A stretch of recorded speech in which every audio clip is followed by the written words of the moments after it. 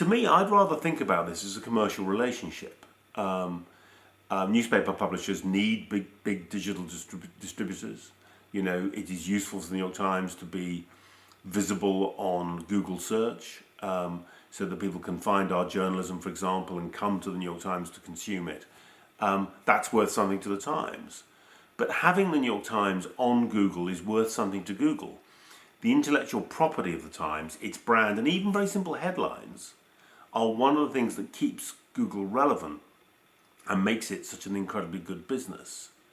So that to me feels more like a relationship about intellectual property, and how should the creator of the property, in this case the New York Times is paying for the journalists, it's generating the news headlines, it's putting all the editing and all the expectations of a great news brand into its headlines and into its stories.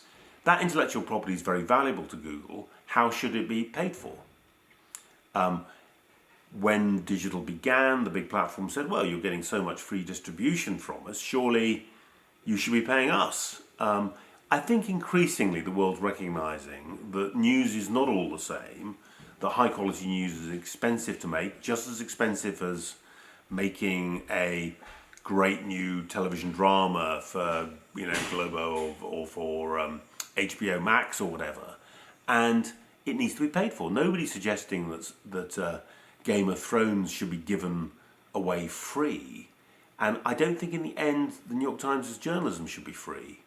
So I'd like to get to a point where we have a new, clear and fair commercial relationship with all the big platforms,